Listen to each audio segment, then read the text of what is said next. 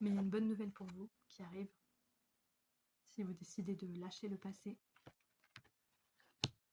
de lâcher cette ancienne vision que vous aviez de vous-même, que vous décidez de vous libérer de tout ça, de toutes ces chaînes mentales, de tous ces auto-sabotages qui sont dans votre tête, qui sont reliés au mental, qui vous fait douter, liés potentiellement à une blessure de rejet. Faut pas oublier que vous êtes, que la plus grande partie de vous-même est intacte, la plus pure, et qu'il faut vous donner la permission de guérir. On en revient encore aux excuses. Ça peut être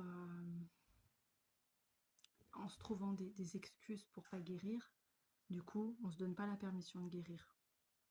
Ça peut paraître logique.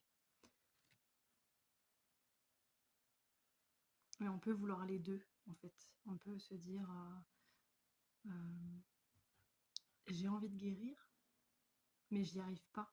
Sans faire le rapprochement avec le fait que voilà, il y a des bénéfices secondaires à pas guérir et que du coup c'est pour ça qu'on n'y arrive pas. Voilà, j'espère que je suis claire. C'est aussi en lien avec une blessure de trahison.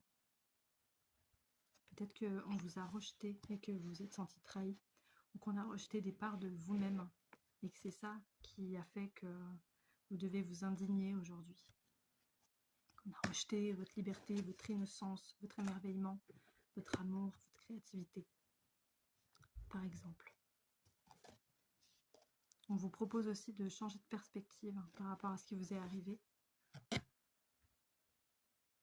Et si vos blessures n'étaient pas aussi douloureuses et importantes que vous le pensiez, et si vous pouviez leur donner un tout autre sens, notamment à travers la créativité, peut-être le dessin.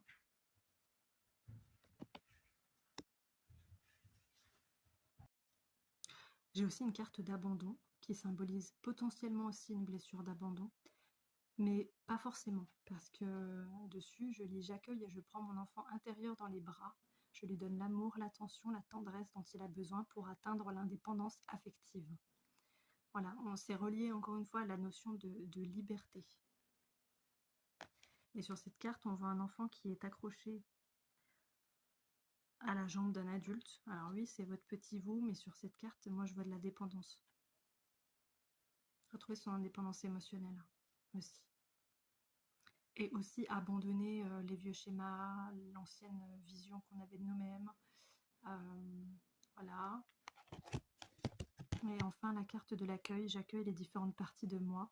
Tout en moi est aimable. J'ouvre mon cœur à moi-même.